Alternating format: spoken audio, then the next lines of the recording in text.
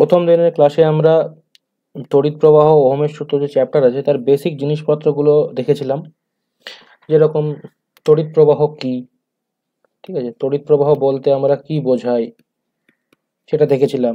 আচ্ছা, আর কি দেখেছিলাম আমরা? তড়িৎচালক বল বা ইএমএফ কি, ইএমএফ দেখেছিলাম কাকে বলে, ইএমএফ এর বেসিক ধারণা আমরা দেখেছিলাম। তারপরে আমরা দেখেছিলাম যে ভোল্টেজ আর যে ইএমএফ আছে তার মধ্যে কোনটা বেশি, কেন বেশি, এদের মধ্যে পার্থক্য কি। সেখানে আমরা কি দেখেছিলাম যে ইলেকট্রোমোটিভ ফোর্স বা ইএমএফ এর ভ্যালুটা ভোল্টেজের থেকে একটু বেশি হয়। এছাড়া আর কি দেখেছিলাম আমরা? আমরা দেখেছিলাম যে অভ্যন্তরীণ বর্তনী কাকে বলে, তারপরে বহির্বর্তনী কাকে বলে সেগুলো দেখেছিলাম।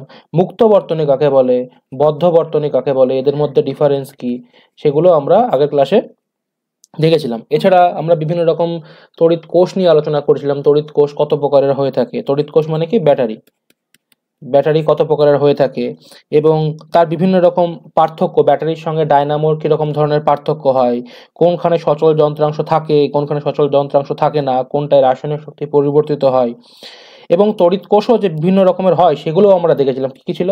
প্রাথমিক ছিল, প্রাথমিক কোষ ছিল, গৌণ কোষ ছিল, আর কি ছিল? আর ছিল হচ্ছে প্রমাণ কোষ ছিল। ঠিক আছে, এগুলো আমরা দেখেছিলাম প্রথম দিকের ক্লাসে। এবং প্রত্যেকটা কোষের এক্সাম্পল দেখেছিলাম, তার যে কোন শক্তি থেকে কোন শক্তিতে রূপান্তরিত হচ্ছে সেটা দেখেছিলাম।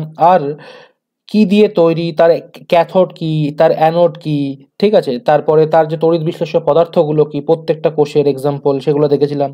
যেরকম যদি কেউ জিজ্ঞেস করে যে একটা গৌণ কোষের উদাহরণ দাও, তাহলে বলবো আমরা কি, লেড অ্যাসিড সঞ্চয়ক কোষ বলবো। তো লেড অ্যাসিড সঞ্চয়ক কোষের ক্ষেত্রে যদি জিজ্ঞেস করে যে তড়িৎ বিশ্লেষ্য হিসাবে কি ইউজ করা হয় এবং তার আপেক্ষিক গুণাঙ্ক কত, তাহলে আমরা বলতে পারবো যে তড়িৎ বিশ্লেষ্য হিসাবে লঘু সালফিউরিক অ্যাসিড বা লঘু H2SO4 ইউজ করা হয় এবং তার আপেক্ষিক গুণাঙ্ক 1.25 এর কাছাকাছি। ঠিক আছে, বিভিন্ন রকম জিনিসপত্র আমরা দেখেছিলাম। এবং এর যদি জিজ্ঞেস করা হয় যে এর অ্যানোড হিসাবে কি ইউজ করা হয়, ক্যাথোড হিসাবে কি ইউজ করা হয়, সেগুলো আমরা দেখেছিলাম। এর বিভব কত, বিভব ড্রপ করার পরে কোনখান থেকে কোন জায়গায় পড়ে, যেরকম এর ক্ষেত্রে 2.2 ভোল্ট থেকে এটা নেমে গিয়ে 2 ভোল্টের কাছাকাছি চলে আসে। ঠিক আছে, এগুলো আমরা দেখেছিলাম।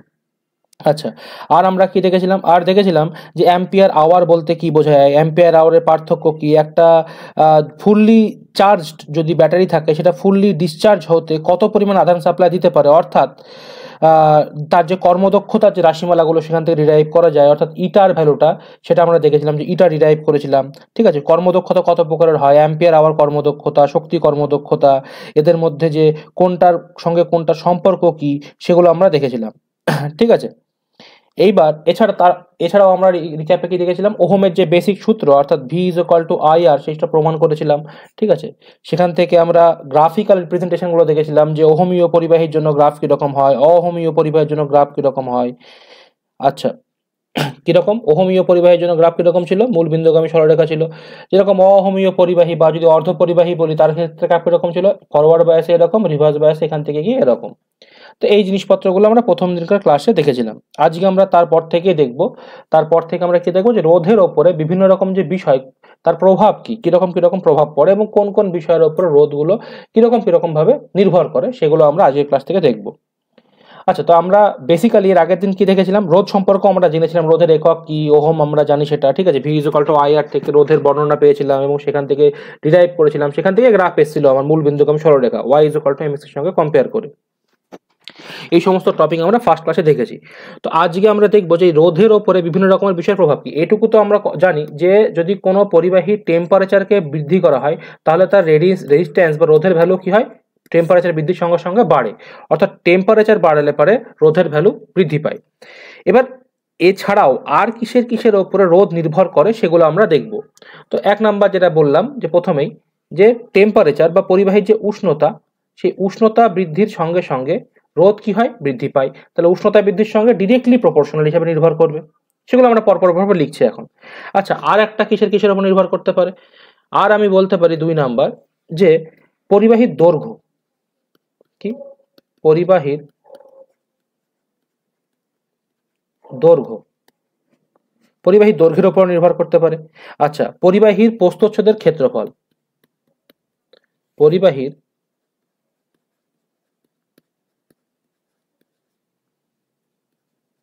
পরিবাহীর প্রস্থচ্ছেদের ক্ষেত্রফল,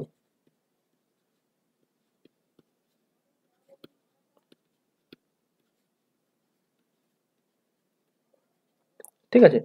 আর 4 নাম্বার আমরা কি বলতে পারি, আর কিসের উপর নির্ভর করে, আর হচ্ছে পরিবাহী কোন উপাদান দ্বারা তৈরি, অর্থাৎ পরিবাহীর উপাদান, পরিবাহীর উপাদান। ঠিক আছে, এই সমস্ত বিষয়ের উপরে রোধ কি করে নির্ভর করে। এবার যদি আমরা পরপর এক এক করে দেখতে চাই যে কিরকম ভাবে কোনটার উপর নির্ভর করে, তাহলে দেখি আমরা প্রথমে আমরা কি দিয়েছিলাম যে পরিবাহীর যে উষ্ণতা তার উপরে। তাহলে 1 নাম্বারটা তো আমরা প্রথম ক্লাসে দেখেছি যে উষ্ণতা যদি পরিবাহীর বৃদ্ধি পায় তাহলে পরে রোধ কি হবে, উষ্ণতা বা টেম্পারেচার যদি বৃদ্ধি পায় তাহলে রোধের মানটাও কি হবে, বৃদ্ধি পাবে। তাহলে এর সঙ্গে ডিরেক্টলি প্রপোর্শনাল হবে, আরটা টি এর সঙ্গে ডিরেক্টলি প্রপোর্শনাল। উষ্ণতা যদি বাড়ে তাহলে রোধের পরিমাণও বাড়বে, উষ্ণতা যদি কমে রোধের পরিমাণও কমবে। ঠিক আছে, এবার যদি দ্বিতীয় নাম্বার দেখি পরিবাহীর দৈর্ঘ্য। আচ্ছা, এগুলো কেন হয়, যদি আমরা এর আরো স্পেসিফিক ভেতরের লেভেলে যাই, তাহলে প্রত্যেকটা কণা বিভিন্ন রকমের অ্যাটম বা আয়ন দ্বারা তৈরি। যখন উষ্ণতা বাড়বে সেই অ্যাটম বা আয়নগুলো কি হয়, তার নিজের জায়গা থেকে দুপাশে কি হয়, কাঁপতে থাকে। এবং যখন যখন একটা যদি ফ্রি পরিবাহী যদি একটা জায়গার মধ্যে দিয়ে পরিবাহিত হবে, তখন এদের মধ্যে কি হয়, কলিশনের পরিমাণটা কি হয়, বেড়ে যায়। যত আমি উষ্ণতা দেবো তত বেশি জোরে কাঁপবে, তত কলিশন বেশি হবে, বেশি ধাক্কা লাগবে এবং মিন ফ্রি পাথটা বেশি হয়ে যায়। মিন ফ্রি পাথের কনসেপ্ট আমরা কোথা থেকে পেয়েছিলাম, থার্মোডাইনামিক্সে পেয়েছিলাম, যে মুক্ত পথ কাকে বলে। সেই মুক্ত পথের পরিমাণটা বেড়ে যাবে, গড় মুক্ত পথের পরিমাণ বেড়ে গেলে পরে একটা একই জায়গা তাকে ট্রাভেল করতে গেলে বেশি সময় লাগবে, আর বেশি সময় লাগলে পরে বেশি রোধ হবে। ঠিক আছে, তাহলে উষ্ণতা বৃদ্ধির সঙ্গে সেটা আমরা বুঝতে পারলাম। এবার যদি আমাদেরকে জিজ্ঞেস করে যে উষ্ণতা বৃদ্ধি তো বুঝলাম, পরিবাহী দৈর্ঘ্যের সঙ্গে কিরকম ভাবে নির্ভর করে, তো যদি আমি এখন এক্সাম্পল দিই 2 নাম্বার, যে পরিবাহী দৈর্ঘ্য। দৈর্ঘ্য, এবার সাপোজ আমি দুটো পরিবাহী নিলাম, যদি ছোট্ট করে এক্সাম্পল দিয়ে বোঝাই, যে দুটো পরিবাহী নিলাম, সাপোজ এই একটা পরিবাহী আর একটা লম্বা আরো এর থেকে বড় পরিবাহী নিলাম, এবং ধরলাম যে দুটোরই এই যে প্রস্থচ্ছেদের ক্ষেত্রফল এটা একই, এটারও যা এটারও তা, তো সমান একই তার। ঠিক আছে, দুটো পরিবাহী, শুধু একটা হচ্ছে কম লম্বা, একটা হচ্ছে বেশি লম্বা। তো সাপোজ এটার দৈর্ঘ্য হচ্ছে L1, এটার দৈর্ঘ্য হচ্ছে L2, এবং বলা আছে যে L2 এর পরিমাণটা L1 এর থেকে বড়, এবং দেখতেও পাচ্ছ তাই। এবার তাহলে যদি আমাকে বলো যে এই দুটোর মধ্যে কোনটা রোধ বেশি হবে, তো আমি কি বলবো যে যেটা বেশি লম্বা পরিবাহী তার রোধ বেশি হবে। এবং কেন বেশি রোধ বেশি হবে, যদি আমি সিম্পল এক্সাম্পল দিয়ে বোঝাই, যে একটা নর্মাল ইলেকট্রন সাপোজ এখান থেকে যাত্রা শুরু করলো, এবার যখন এইখানে পৌঁছবে তখন তাকে যে পরিমাণ কার্য করতে হবে তার পরিমাণ, আর এখান থেকে শুরু করে একই বেশি দৈর্ঘ্যের মানে দূরত্ব থেকে বেরোতে গেলে যে পরিমাণ কার্য করতে হবে তার পরিমাণ কি হবে, অনেক বেশি হবে। মানে এই প্রথমটার তুলনায় দ্বিতীয়টা অনেক বেশি হবে। যদি একটা মানুষ দিয়ে এক্সাম্পল দিয়ে ভাবো, যে একটা রোড ভাবো, যেটা রোড, এই রোডটার একটা দৈর্ঘ্য হচ্ছে 1 কিলোমিটার, একটা দৈর্ঘ্য হচ্ছে 10 কিলোমিটার।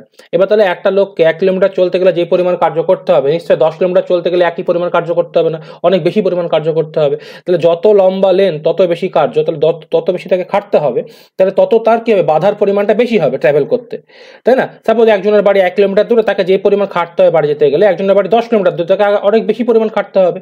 সেরকমই যদি কম লেন্থ তাকে ট্রাভেল করতে হয়, তাহলে পরে তার ক্ষেত্রে কি হবে, রোধের পরিমাণটা কম হবে। আর যদি বেশি লেন্থ ট্রাভেল করতে হয়, তাহলে পরে তার ক্ষেত্রে রোধের পরিমাণটা কি হবে, বেশি হবে।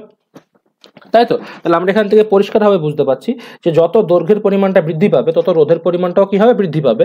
মানে আরটা প্রপোর্শনাল টু কি হবে, এল হবে। যত রোধ বেশি তত এল বেশি, সরি মানে যত লেন্থ বেশি তত রোধ বেশি। তাহলে আমরা বুঝতে পারলাম দৈর্ঘ্যের সঙ্গে এটা ডিরেক্টলি প্রপোর্শনাল হিসাবে কাজ করে। এবার যদি আমরা দ্বিতীয় দেখি 3 নাম্বার, যে পরিবাহীর প্রস্থচ্ছেদের ক্ষেত্রফল। দেখো পরিবাহীর প্রস্থচ্ছেদের ক্ষেত্রফল 3 নাম্বার, যদি পরিবাহীর প্রস্থচ্ছেদের ক্ষেত্রফল আমরা এক্সাম্পল লিখি, পরিবাহীর প্রস্থচ্ছেদের ক্ষেত্রফল।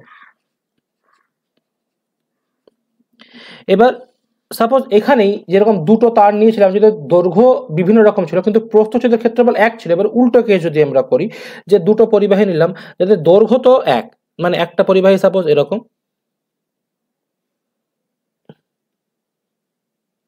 আর একটা পরিবাহী একই দৈর্ঘ্যের কিন্তু এর প্রস্থচ্ছেদের ক্ষেত্রফলটা অনেক বেশি।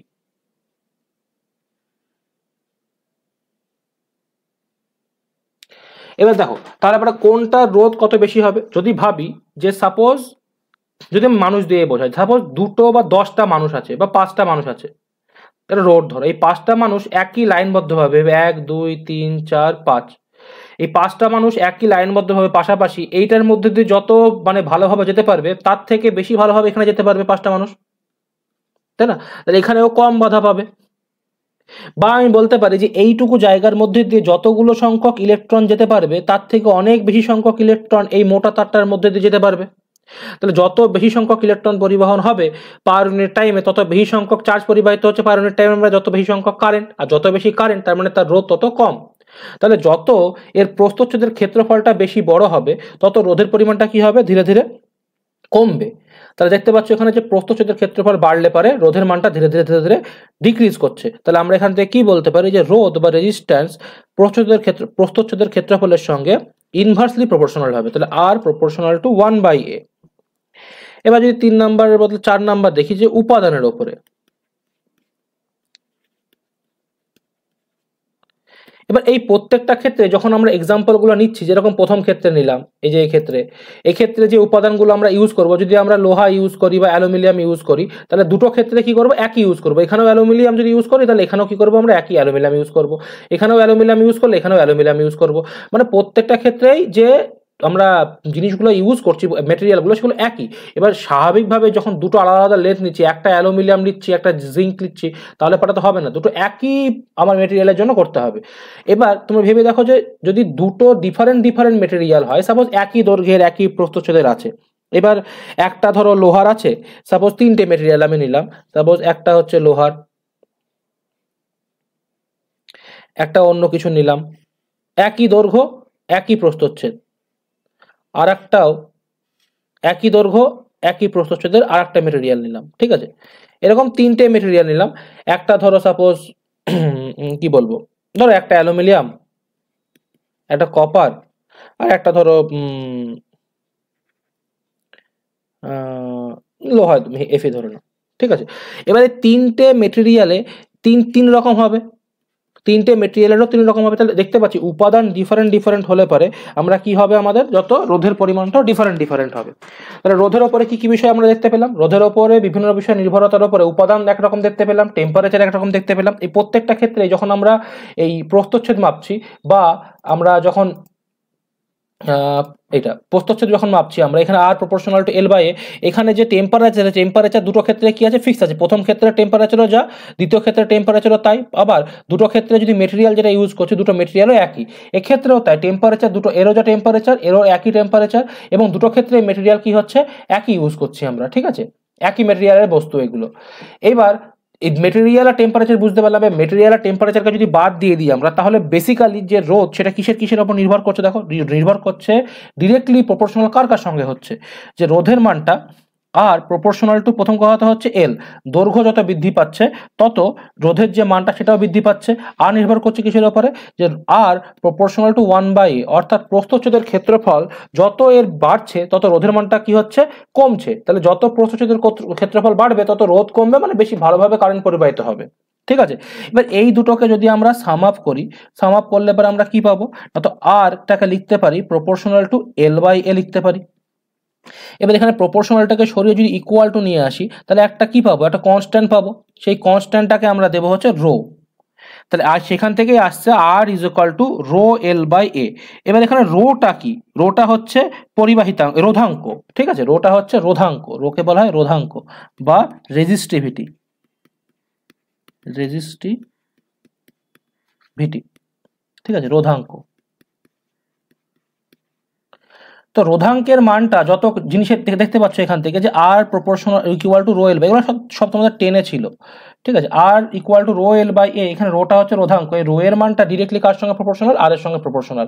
মানে যে জিনিসের যে পদার্থের রোধাঙ্কের মান যত বেশি হবে তত তার রোধ কি হবে, বেশি হবে। যত রোধাঙ্কের মান কম হবে তত তার রোধ কি হবে, কম হবে, ঠিক আছে? এবার এই যে রেজিস্টিভিটি বা রোধাঙ্ক, এখান থেকে আমরা এর সংজ্ঞা দিতে পারি, ঠিক আছে? যে রোধাঙ্ক কাকে বলে বা কি। তো রোধাঙ্কের সংজ্ঞা কিভাবে দেওয়া হয় দেখো, মনে রাখার জন্য কিভাবে মনে রাখবা, না তো একটা সাপোজ আমরা ঘনক আঁকছি, ঠিক আছে? একটা ঘনক আমরা আঁকছি, সাপোজ এটা একটা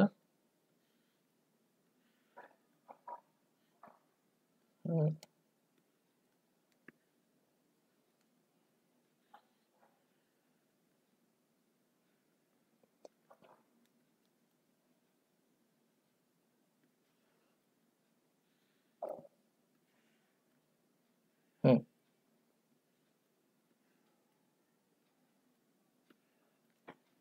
ঠিক আছে। এবার ধরলাম যে এই যে ঘনকটা আছে, এই ঘনকের যে প্রস্থচ্ছেদের ক্ষেত্রফল, এই ক্ষেত্রফলের মানটা হচ্ছে 1, অর্থাৎ এই যে এরিয়া প্রস্থচ্ছেদের ক্ষেত্রফল, এর মান ধরলাম 1।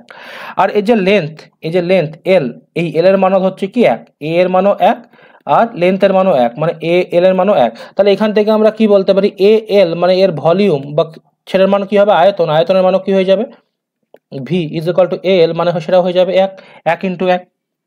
ঠিক আছে, যদি তাই হয় তাহলে এখান থেকে R is equal to rho L by A, এখান থেকে আমরা কি পাচ্ছি যে এর মানও 1, এ এর মানও 1, এরকম একটা পরিবাহের ক্ষেত্রে আর ইজ ইকুয়াল টু কি পেয়ে যাচ্ছি, রো পেয়ে যাচ্ছি। এখান থেকে সংজ্ঞা দেওয়া হচ্ছে কার না, তো এই রোধাঙ্কের।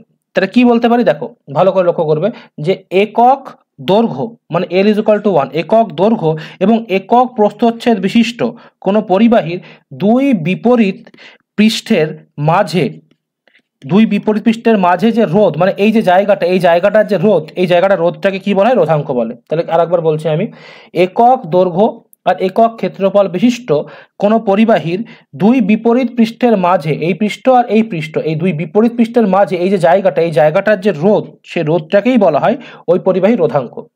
তাহলে আমি এটাকে লিখে দিচ্ছি, দেখো কাকে বলে না, তো একক দৈর্ঘ্য, একক দৈর্ঘ্য ও একক প্রস্থচ্ছেদ, একক প্রস্থচ্ছেদ, প্রস্থচ্ছেদ, প্রস্থচ্ছেদ বিশিষ্ট কোনো পরিবাহীর,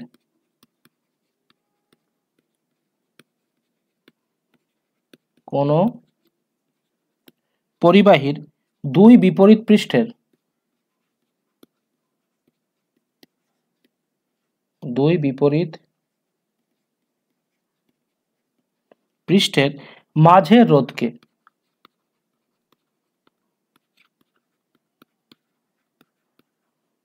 মাঝের রোধকে ওই পরিবাহীর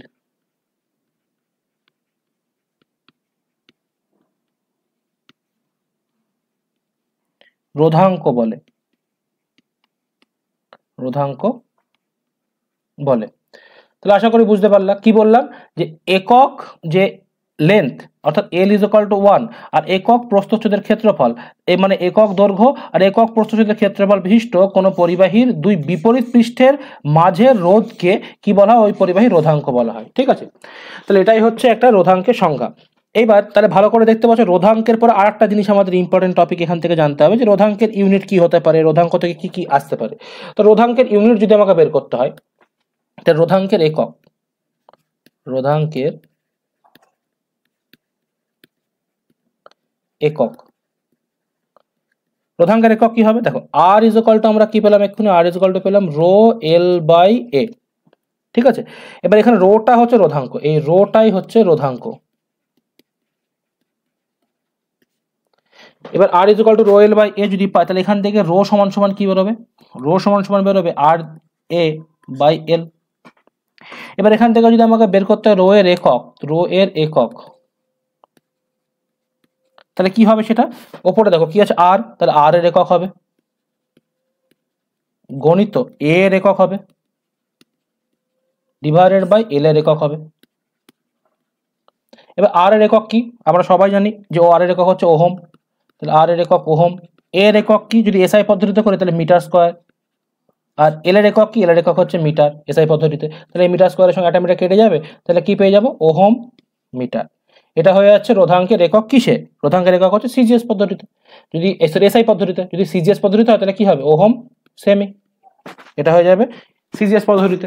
তাহলে রো এর রোধাঙ্কের একক আমরা পেয়ে গেলাম এসআই পদ্ধতিতে কি ওহম মিটার, আর সিজিএস পদ্ধতিতে ওহম সেমি। ঠিক আছে, রোধাঙ্কের একক পেয়ে গেলাম, তাহলে ও রোধাঙ্ক হলো। এইবার আর একটা জিনিস আসে, সেটা হচ্ছে রোধাঙ্কের পরে নতুন একটা টপিক এই রিলেটেড, সেটা হচ্ছে পরিবাহিতাঙ্ক। সেটা কি, পরিবাহিতাঙ্ক, একে ইংলিশে বলা হয় কন্ডাক্টিভিটি।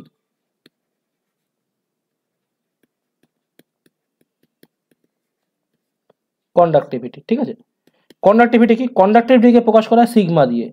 এই সিগমা সমান সমান হচ্ছে 1/ρ। ঠিক আছে, তাহলে এর যদি আমরা সংজ্ঞা দিই, একই রকম সংজ্ঞা দেবো। কিভাবে সংজ্ঞা দেবো? যে একক একক যে দৈর্ঘ্য এবং একক প্রস্থচ্ছেদের ক্ষেত্রফল বিশিষ্ট কোনো পরিবাহী রোধাঙ্কের অনন্যককেই বলা হয় কি? পরিবাহিতাঙ্ক। ঠিক আছে, এবারে ইউনিট কি হবে, একক কি হবে? দেখো, রোধাঙ্কের একক কি ছিল? Ohm meter. তাহলে এখানে ওহম মিটার আসবে। এটা অনেকে ওহম ইনভার্স ইন্টু মিটার ইনভার্সও লেখে, কিংবা এটা উল্টে গেলে এটা উল্টো ওহম হয়ে যায়। ঠিক আছে, এরকম ওহম মিটার ইনভার্স। এটাকে বলা হয়, এই যে সিম্বলটা, এটাকে বলা হয় মো। ঠিক আছে, MHO, মো।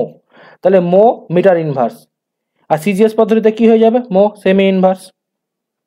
আশা করি বুঝতে পারলে। এটাকে বলা হয় কন্ডাক্টিভিটি।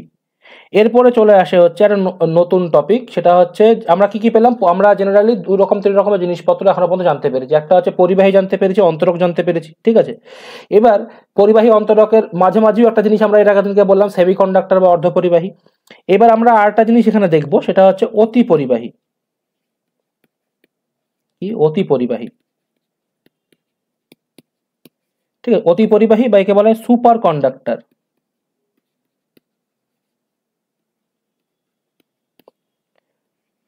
অতি পরিবাহী সুপার কন্ডাক্টর কাকে বলে?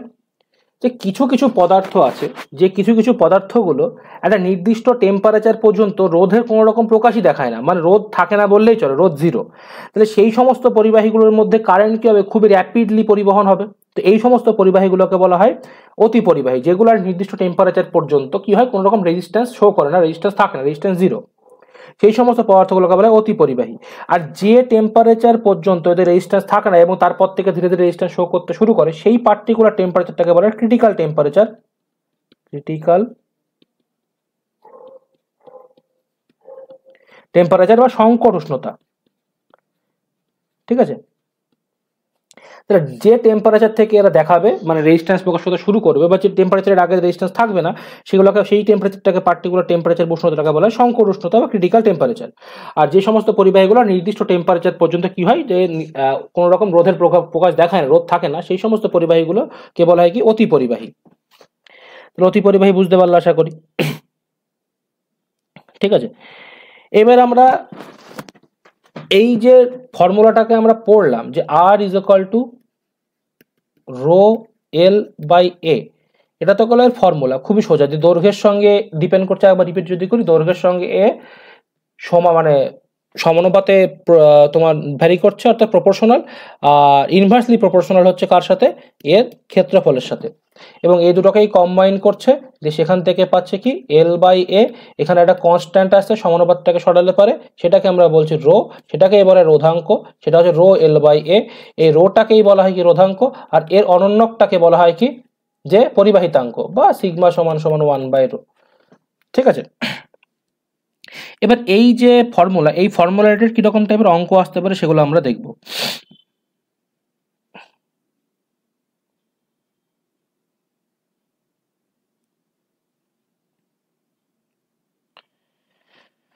তো সাপোজ একটা প্রবলেম দেওয়া আছে, যে একটা তামার তারের একটি তামার তারের দৈর্ঘ্য 2 মিটার এবং এর ব্যাসার্ধ বলা আছে 1 mm, 1 mm।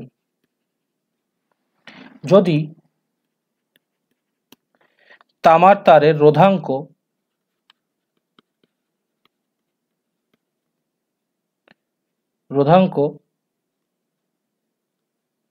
1.68 into 10⁻⁸ ohm metre হয়, তবে তারের রেজিস্ট্যান্স কত? তারের আর কত? ঠিক আছে, এটা দেওয়া আছে। আচ্ছা, প্রথমে তোমরা পজ করে একটুখানি চেষ্টা করবা, তারপরে যদি না পারো তাহলে দেখে নেবা।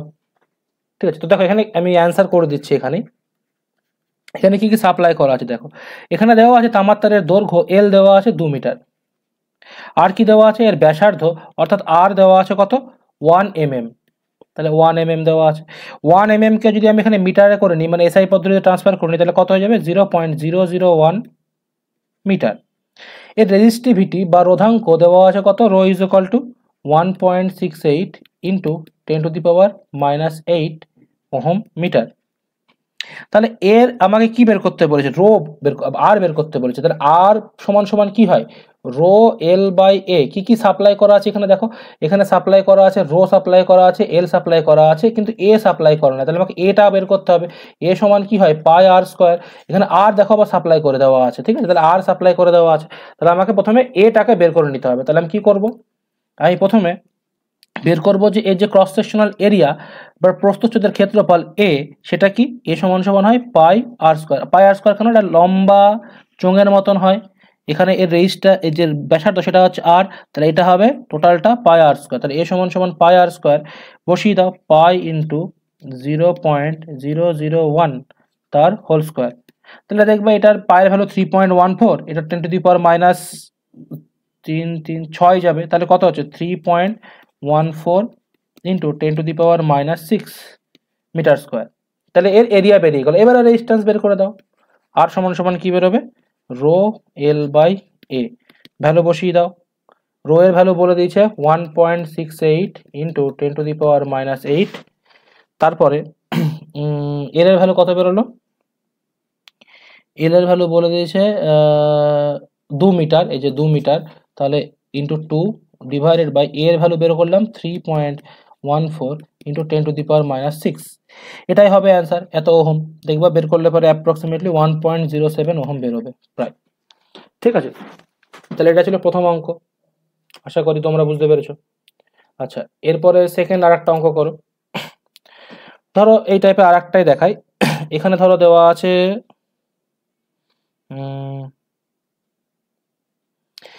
সাপোজ দেওয়া আছে যে একটি কোশ্চেন, এক মিনিট, দেওয়া আছে যে একটি অ্যালুমিনিয়াম তারের রোধ 2 ওহম, তারের দৈর্ঘ্য দেওয়া আছে হচ্ছে 3 মিটার এবং ব্যাস হচ্ছে 2 mm, বলেছে অ্যালুমিনিয়ামের রোধাঙ্ক নির্ণয় করো।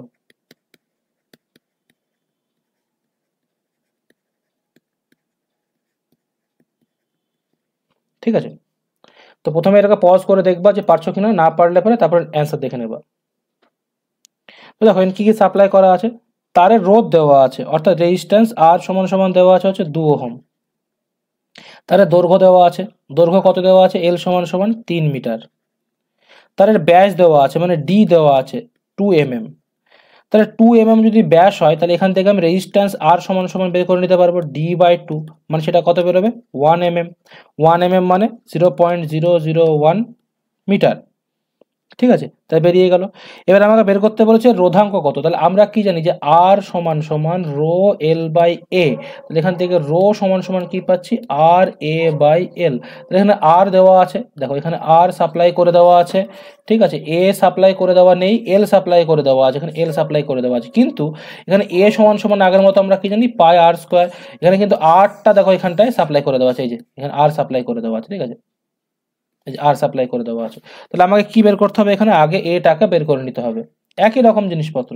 তাহলে এর যে মানে প্রস্থচ্ছেদের ক্ষেত্রফল এ সমান সমান কি হয় পাই আর স্কোয়ার, তাহলে পাই আর স্কোয়ারে বসিয়ে দাও পাই ইন্টু 0.001 তার হোল স্কোয়ার, মানে একই বেরোবে 3.14 ইন্টু 10⁻⁻6 এত মিটার স্কোয়ার, এটা এ বেরিয়ে গেল।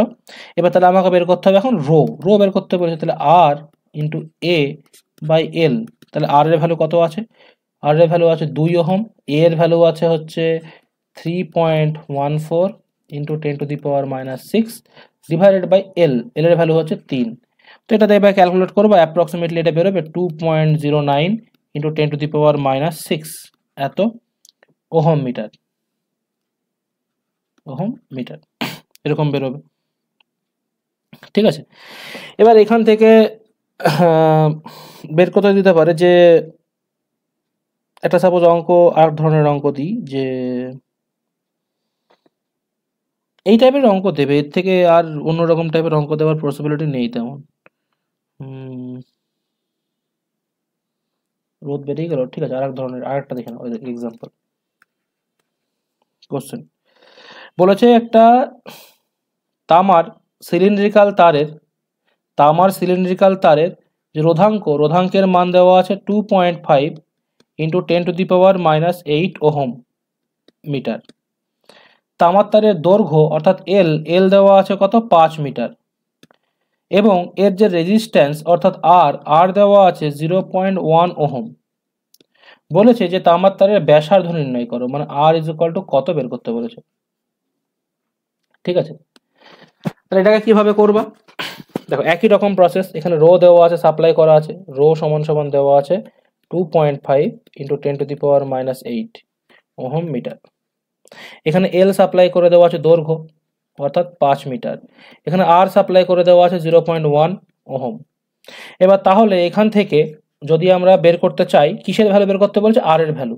এবার আবার একই ফর্মুলা, আর সমান সমান হচ্ছে কত, রো এল বাই এ, কিন্তু এখানে তো আর নেই, তাহলে এটাকে কিভাবে লিখতে পারি, আর সমান সমান রো এল, এ মানে কি পাই আর স্কোয়ার, তাহলে এখানে পাঠিয়ে দাও, তাহলে যদি পাঠিয়ে দাও তাহলে পাইটা একই জায়গায় থাক, এখানে পাঠিয়ে দাও আর স্কোয়ার, তাহলে কি হবে, রো এল বাই আর পাই, তাহলে এখান থেকে আর সমান সমান তার রুট বেরোবে, তাহলে আর স্কোয়ার বের করে নাও। এখানে আর কি সাপ্লাই করা আছে, রো সাপ্লাই করা আছে, দেখো রো সাপ্লাই করা আছে, এল সাপ্লাই করা আছে, আরও সাপ্লাই করা আছে, ভ্যালু বসিয়ে দাও। তাহলে রো এর ভ্যালু কত, 2.5 ইন্টু 10⁻⁸, এল এর ভ্যালু কত, 5 মিটার, আর এর ভ্যালু কত, 0.1, এখানে হচ্ছে 3.14। বাস এটাকে বেরোবে, এটা স্কোয়ার করে দেবা, তাহলে পরে বেরিয়ে যাবে তোমার আর এর ভ্যালু কত। ঠিক আছে, এটার বোধহয় অ্যাপ্রক্সিমেটলি এটার অ্যান্সার বেরোবে 0.631, বের করে দেখে নেবা। ঠিক আছে, 631 mm। এগুলো আমরা সব মিটারে করেছি, এখান থেকে যেগুলো বেরোবে সেটা মিটারে বেরোবে, দিয়ে তারপরে সেটাকে এম এ ট্রান্সফার করে নেবা। ঠিক আছে, তো এই টাইপের অঙ্কগুলো এই ফর্মুলা ইউজ করে হয়। এবার আমরা একটা নতুন টপিকের দিকে যাব, সেটা হচ্ছে কি না, তো রোধের উষ্ণতা গুণাঙ্ক। হেডিং দাও যে রোধের উষ্ণতা গুণাঙ্ক।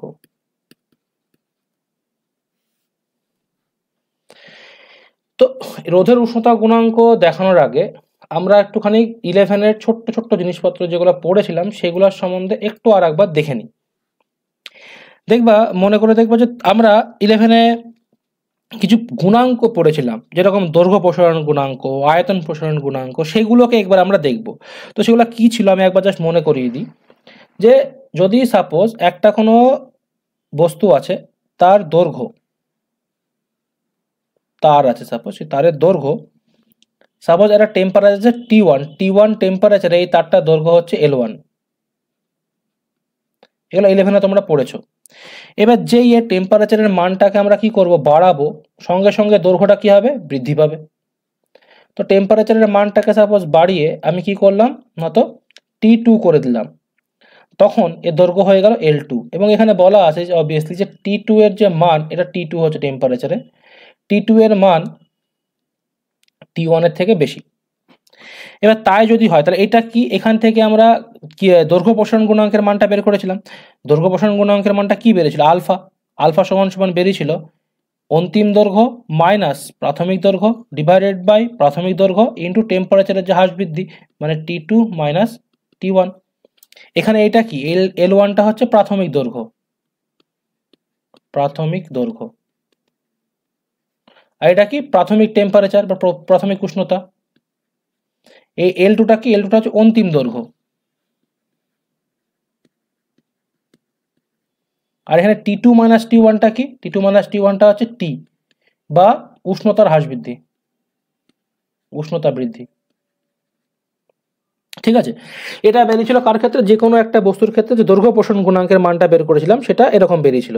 এবার এখান থেকে আমরা দৈর্ঘ্য প্রসারণ গুণাঙ্ক বের করেছিলাম যেরকম, সেরকম ক্ষেত্র প্রসারণ গুণাঙ্ক বের করেছিলাম, আয়তন প্রসারণ গুণাঙ্ক বের করেছিলাম। এবার আয়তন প্রসারণ গুণাঙ্ক যদি এখান থেকে আমরা বের করি, আয়তন প্রসারণ গুণাঙ্ক, এটা ছিল দৈর্ঘ্য। ঠিক আছে, আয়তন প্রসারণ গুণাঙ্ক একই রকম হবে, সেটাকে আমরা গামা দিয়ে প্রকাশ করেছিলাম। সেটা কি ছিল, যে অন্তিম আয়তন মাইনাস প্রাথমিক আয়তন ডিভাইডেড বাই প্রাথমিক আয়তন ইন্টু টেম্পারেচারের হ্রাস বৃদ্ধি। এবার এই পার্টিকুলার ক্ষেত্রে এই কঠিন, তরল, গ্যাস, এই তিনটে ক্ষেত্রে আমরা বার করেছিলাম। যেরকম কঠিনের ক্ষেত্রে তো ঠিক আছে যে এই যে দৈর্ঘ্য প্রসারণ গুণাঙ্ক, আয়তন প্রসারণ গুণাঙ্ক বের করলাম। এবার আয়তন প্রসারণ গুণাঙ্ক যদি আমরা গ্যাসের ক্ষেত্রে বার করি, তখন একটা পার্টিকুলার চেঞ্জ ছিল, যে গ্যাসের আয়তন প্রসারণ গুণাঙ্ক যদি গামা যখন বার করেছিলাম, তখন এই যে টেম্পারেচার, প্রাথমিক যে আয়তন, এই প্রাথমিক আয়তনকে অলওয়েজ আমরা কি ধরেছিলাম না, তো যে 0 ডিগ্রি সেলসিয়াস উষ্ণতার যে আয়তন, 0 ডিগ্রি টেম্পারেচারের যে আয়তন, সেটাকে আমরা ধরেছিলাম প্রাথমিক আয়তন। মানে শুধু এখানে ছিল যে V minus V zero divided by V zero into T. এখানে টিটা অবভিয়াসলি সেই একই, T2 মাইনাস T1। ঠিক আছে, তো এখানে এই একই রকম ভাবে এই সেম সিমিলারিটি মেনটেন করে আমরা কি দেখব, যে রোধের উষ্ণতা গুণাঙ্ক কিভাবে বের করতে হয় সেটাকে আমরা দেখব। তাহলে আমরা কি কি দেখলাম এতক্ষণ পর্যন্ত, যে দৈর্ঘ্য প্রসারণ গুণাঙ্ক কিভাবে বার করেছিলাম, L2 minus L1 divide by L1 T2 minus T1। একই রকম ভাবে আয়তন প্রসারণ গুণাঙ্ক বার করেছিলাম, এবং গ্যাসের ক্ষেত্রে আয়তন প্রসারণ গুণাঙ্কের ক্ষেত্রে যখন আমরা গ্যাসের যে মানে প্রাথমিক যে আয়তনটা, সেটাকে আমরা ধরেছিলাম 0 ডিগ্রির আয়তনটা। ঠিক আছে, এবার তাহলে পারে যখন রোধের আমরা উষ্ণতা গুণাঙ্ক বার করব, রোধের উষ্ণতা গুণাঙ্ক যখন বার করব, সেই পার্টিকুলার ক্ষেত্রে আমরা একই রকম ফর্মুলা কি করব, ইউজ করব। এটাকে সরিয়ে দিই। ঠিক আছে, তো দেখো আমরা কি ধরবো, যে 0 ডিগ্রি সেলসিয়াসের যে রোধ, 0 ডিগ্রির যে রোধ, সে 0 ডিগ্রি সেলসিয়াসের রোধকে আমরা প্রাথমিক রোধ ধরবো। তাহলে সাপোজ আমি দুটো ছবি এখানে আঁকছি, এবং আমরা জানি টেম্পারেচার বাড়লে পরে কি হয়, রোধের বৃদ্ধি ঘটে। তাহলে নিশ্চয়ই কোনো না কোনো স্পেসিফিক ভেতরের ইন্টারনাল জিনিসের জন্য রোধের বৃদ্ধি বা হ্রাস ঘটছে। তো সেটাই হচ্ছে গুণাঙ্কর মানটাকে ডিসাইড করবো আমরা। ঠিক আছে, তো ধরলাম যে 0 ডিগ্রি সেলসিয়াস উষ্ণতার যে রোধ, অর্থাৎ R0 ধরলাম, যখন T1 এর মানটা কত হবে, 0 ডিগ্রি সেলসিয়াস। এই 0 ডিগ্রি সেলসিয়াসের রোধকে অলওয়েজ আমরা প্রাথমিক রোধ ধরবো। ঠিক আছে, এরপরে ধরলাম টেম্পারেচারটাকে বাড়ালাম, বাড়িয়ে আমি টি করলাম, মানে T2টা বাড়িয়ে কি করলাম, T ডিগ্রি সেলসিয়াস করলাম, তখন এর রোধ হয়ে গেল সাপোজ RT। এবার তাহলে এই পার্টিকুলার কেসে আমরা কি কি দেখলে পেলাম, প্রাথমিক রোধ, প্রাথমিক রোধ অলওয়েজ আমরা কি ধরবো, 0 ডিগ্রি উষ্ণতার রোধকে ধরবো, মানে R0। প্রাথমিক উষ্ণতাকে কি ধরবো, যেটা বললাম প্রাথমিক উষ্ণতা, আমরা অলওয়েজ ধরবো T1 is equal to 0 degree Celsius উষ্ণতাকে অলওয়েজ আমরা প্রাথমিক উষ্ণতা ধরবো। ঠিক আছে, এরপরে আসছে অন্তিম উষ্ণতা, অন্তিম উষ্ণতা, সেটাকে বাড়িয়ে আমরা কি করেছি, T2টাকে সাপোজ টি করেছি, যেটা 40 হতে পারে, 50 হতে পারে, যা খুশি হতে পারে, T ডিগ্রি সেলসিয়াস। আর অন্তিম রোধ তখন বেড়ে হয়ে গেছে এই RTর জন্য RT। এবার তাই যদি হয় একই রকম ভাবে, যেরকম আমরা এখানে দৈর্ঘ্য প্রসারণ গুণাঙ্ক বের করলাম, আয়তন প্রসারণ গুণাঙ্ক বের করলাম, একই রকম ভাবে রোধের যে উষ্ণতা গুণাঙ্ক, রোধের উষ্ণতা গুণাঙ্ক, এটাকে আমরা প্রকাশ করব আলফা দিয়ে। আলফা সমান সমান হচ্ছে অন্তিম উষ্ণতায় যে রোধ মাইনাস প্রাথমিক উষ্ণতায় রোধ, মানে রোধের হ্রাস বৃদ্ধি, ডিভাইডেড বাই প্রাথমিক উষ্ণতার রোধ গণিত টেম্পারেচারের হ্রাস বৃদ্ধি, মানে T2 মাইনাস T1। তাহলে এখানে যদি বসিয়ে দিই আমরা, তাহলে কি পাবো, আলফা সমান সমান RT minus R0 divided by R0 T, যেখানে T সমান সমান হচ্ছে উষ্ণতার হ্রাস বৃদ্ধি। ঠিক আছে, T2 মাইনাস T1, T2টা এখানে ধরেছিলাম T আর T1টা ধরেছিলাম 0, তার জন্য চলে আসলো RT। তো এটাকে বলা হয় হচ্ছে রোধের উষ্ণতা গুণাঙ্ক। এবার এই রোধের যে উষ্ণতা গুণাঙ্ক আমরা বার করলাম, এই রোধের উষ্ণতা গুণাঙ্ককে একটা বেসিক ফরম্যাটে নিয়ে আসা যায়। ঠিক আছে, যেটা সব সময়ের জন্য অঙ্ক করতে গেলে বা যে কোনো এর জন্য কাজে লাগে। সেই ফরম্যাটটা কি, দেখো যদি আমরা এটাকে গুণ করে দিই, আমরা কি পেলাম, এখানে আলাদা করে বের করছি আমি, যে রোধের উষ্ণতা গুণাঙ্ক আলফা সমান সমান আমরা পেলাম RT minus R0 divided by R0 T। এইবার একে যদি আমরা গুণ করে দিই একে, তাহলে আমরা কি পাবো, আমরা R0 T ইন্টু আলফা সমান সমান RT মাইনাস R0। তাহলে এখান থেকে RTর ভ্যালুটা কি পাবো, RTর ভ্যালুটা পাচ্ছি আমরা R0 প্লাস R0 টি আলফা বা আলফা টি। ঠিক আছে, এবার এখান থেকে যদি আমি কমন নিয়ে নিই তাহলে R t ইকুয়াল টু কি পাচ্ছে, R0 কমন নিয়ে নিলাম, তাহলে 1 প্লাস আলফা টি, এটা পেয়ে গেলাম। তো এটাই হচ্ছে ফর্মুলা, যে ফর্মুলাটা অঙ্ক করার সময় র্যাপিডভাবে ইউজ হবে। ঠিক আছে, এখানে এই যে আলফা, এই আলফাটাই হচ্ছে কি রোধের উষ্ণতা গুণাঙ্ক। তাকে আমরা কিভাবে লিখবো সবসময় জন্য মনে রাখবো এটা, যে আলফা সমান সমান RT minus R0 divided by R0 T. এবার এখান থেকে যদি আমাকে বলে যে এই যে রোধের উষ্ণতা গুণাঙ্ক আপনি বের করলেন, রোধের উষ্ণতা গুণাঙ্কের সংজ্ঞা দিন, যে রোধের উষ্ণতা গুণাঙ্ক কাকে বলে। তাহলে সংজ্ঞা আমরা কোনোদিন মুখস্থ করি না, সংজ্ঞা আমরা অলওয়েজ ফর্মুলা মনে রাখি, সেখান থেকে ডিরাইভ করি, কারণ ফর্মুলা আমাদের মনে রাখতেই হবে। তাহলে রোধের উষ্ণতা গুণাঙ্ক আলফা সমান সমান আমরা কি পেলাম, তো RT minus R0 divided by R0 T. এবার এখানে যদি ভ্যালুগুলোকে আমরা ধরে নিই, আমরা অলওয়েজ 1 প্রকাশ করি। ঠিক আছে, 1 কিভাবে প্রকাশ করব, দেখো এখানে R0 এর ভ্যালুটাকে আমরা কি ধরে নিলাম, 1 ধরে নিলাম। ধরে নিলাম যে উষ্ণতার যে হ্রাস বৃদ্ধি অর্থাৎ T2 মাইনাস T1 সমান সমান টি, যেটা সেটা সমান সমান 1 ধরলাম, যে একক পরিমাণ বৃদ্ধি পাচ্ছে, সাপোজ একক ডিগ্রি সেলসিয়াস বৃদ্ধি পাচ্ছে। যদি আমরা বসিয়ে দিই এখানে, তাহলে আমরা আলফা সমান সমান কি পাবো, আলফা সমান সমান পাবো RT minus R0। RT minus R0টা অ্যাকচুয়ালি কি, যে রোধের যে হ্রাস বৃদ্ধি ঘটছে সেটাই হচ্ছে RT মাইনাস R0। তাহলে যদি R0 ইজ ইকুয়াল টু 1 হয়, তাহলে T2 মাইনাস T1 এবং T2 মাইনাস T1টাও যদি 1 হয়, তাহলে আলফা সমান সমান কি পেয়ে যাচ্ছি আমরা, RT মাইনাস R0। এখান থেকে সংজ্ঞা দেওয়া হয় যে কি, যে 0 ডিগ্রি উষ্ণতায়, দেখো আমি লিখছি, হ্যাঁ, রোধের উষ্ণতা গুণাঙ্ক প্রথমে লিখে নিই, 0 ডিগ্রি সেলসিয়াস উষ্ণতায়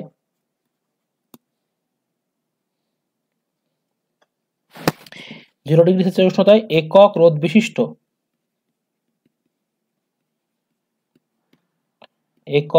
বিশিষ্ট কোন পরিবাহীর একক ডিগ্রি সেলসিয়াস উষ্ণতা পরিবর্তন বা বৃদ্ধির জন্য, পরিবর্তনের জন্য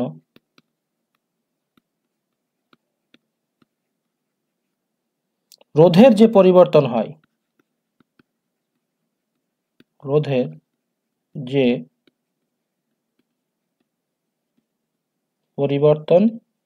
হয়, তাকে ওই পরিবাহীর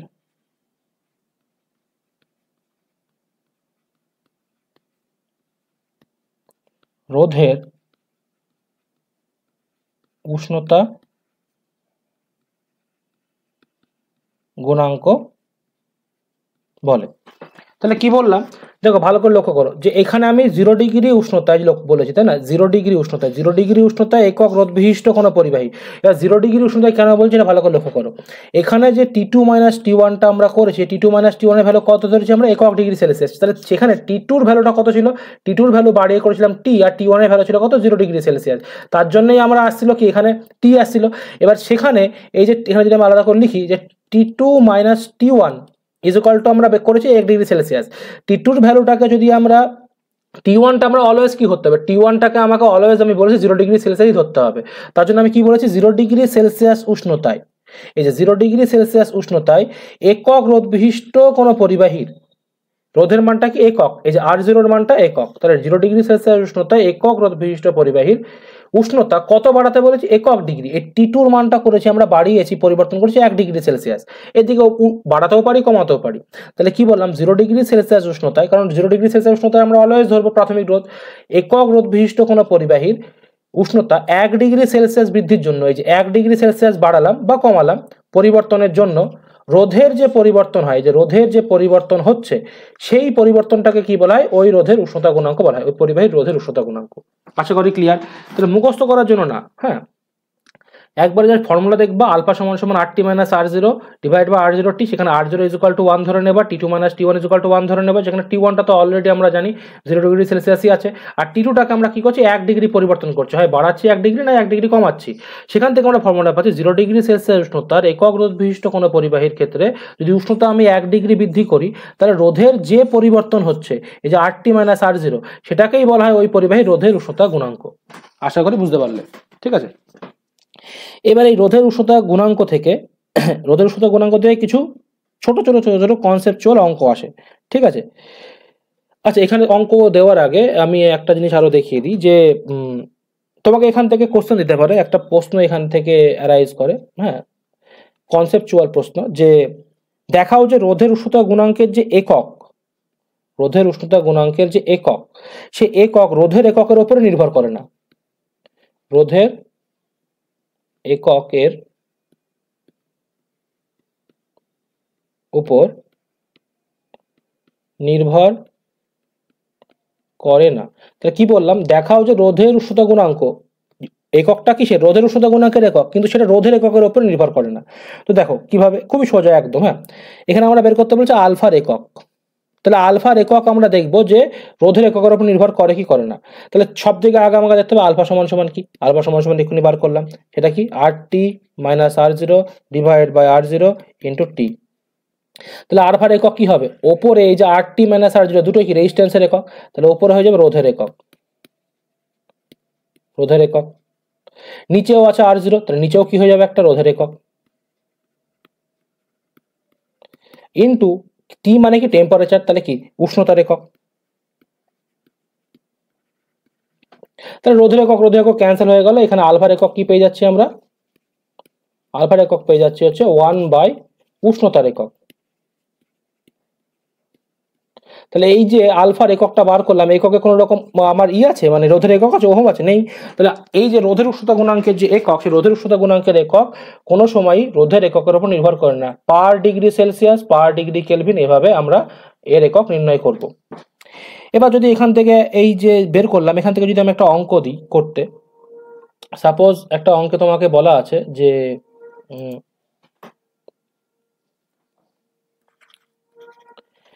যে একটা তামার তারের রোধের উষ্ণতা গুণাঙ্কের মান মানে alpha is equal to 42.5 into 10⁻⁻⁴ per degree Celsius, ঠিক আছে। এবং 30 ডিগ্রি সেলসিয়াস উষ্ণতায়, 30 ডিগ্রি সেলসিয়াস উষ্ণতায় তামার তারটির রোধ, তামার তারের রোধ কত বলা আছে, সাপোজ 4 ওহম। 30 ডিগ্রি সেলসিয়াস উষ্ণতায় তামার তারের রোধ 4 ওহম, তবে 100 ডিগ্রি সেলসিয়াস উষ্ণতায় তামার তারের রোধ কত, মানে আর 100 মানটা কত। আর একবার বলছি, একটা তামার তারের উষ্ণতা, রোধের উষ্ণতা গুণাঙ্ক দেওয়া আছে হচ্ছে alpha is equal to 42.5 10⁻⁴ per degree Celsius বা সেলসিয়াস ইনভার্স। বলা আছে 30 ডিগ্রি সেলসিয়াস উষ্ণতায় তামার তারের রোধ 4 ওহম, তাহলে 100 ডিগ্রি সেলসিয়াস উষ্ণতায় তামার তারের রোধ কত হবে। প্রথমে পজ করবা, পজ করে চেষ্টা করবা, যদি না হয় তাহলে দেখে নেবা। তো দেখো এখানে কি সাপ্লাই করা আছে, দেখো এখানে সাপ্লাই করা আছে যে T1, অর্থাৎ যে প্রাথমিক যে টেম্পারেচারের যে ভ্যালুটা সেটা কত দেওয়া আছে, 30 ডিগ্রি সেলসিয়াস দেওয়া আছে এখানে, 30 ডিগ্রি সেলসিয়াস।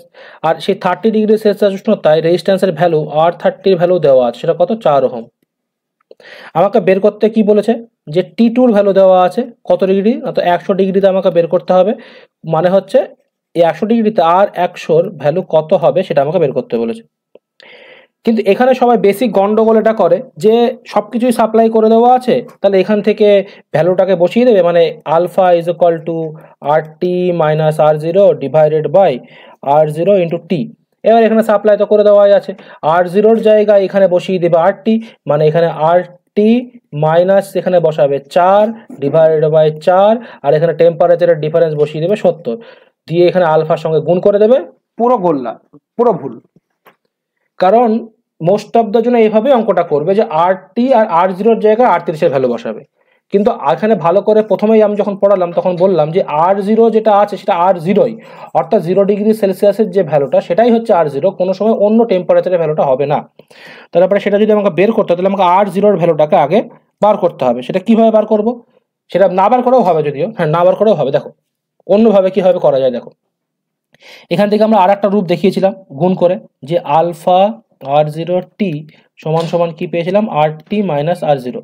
তাহলে এখান থেকে আর জিরোটা কিন্তু আর জিরোই থাকবে, তাহলে আর টির ভ্যালুটা আমরা কি পেয়েছিলাম, আর টি পেয়েছিলাম R zero into 1 plus alpha T. এই ফর্মুলাটা আমরা আলাদা করে বের করেছিলাম।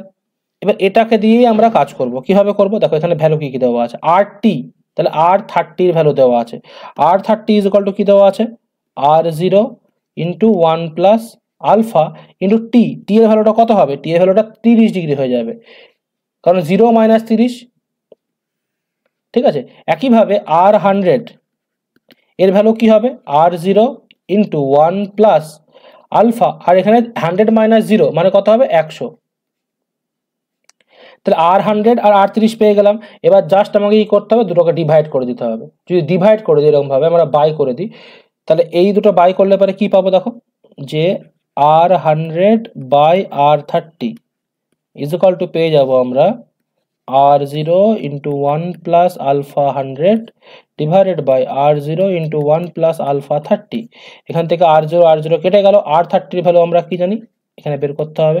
এখানে R100 সমান সমান R30 ইন্টু ওপরে 1 প্লাস 100 আলফা 1 প্লাস 30 আলফা।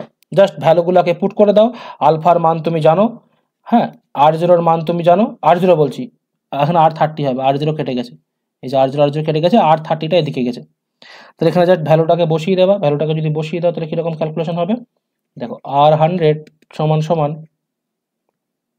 দাঁড়াবে হচ্ছে R30। R30 মান কত দেওয়া আছে, R30 মান দেওয়া আছে 4 ওহম। তাহলে 4 into 1 plus 42.5 into 10 to the power minus 4, আর এখানে আছে into 100 divided by 1 plus 42.5 into 10 to the power minus 4 into 30। ঠিক আছে, জাস্ট ক্যালকুলেশন করবা, ক্যালকুলেশন করলে পরে R100 এর ভ্যালু বেরিয়ে যাবে। ঠিক আছে, তাহলে এখান থেকে আমরা বুঝতে পারলাম যে কিভাবে আমরা যে কোনো টেম্পারেচারে বের করতে পারি। কিন্তু কোনো সময় এই আলফার যে ভ্যালু বের করলা এখান থেকে, এই জায়গায় R0 বা R30 ভ্যালু পুট করবা না, তাহলে পরে কিন্তু অঙ্ক ভুল হয়ে যাবে। ঠিক আছে, তো এখান থেকে এরকম টাইপের ছোট ছোট ছোট ছোট অঙ্ক দেয়। এই একটা টপিক গেল।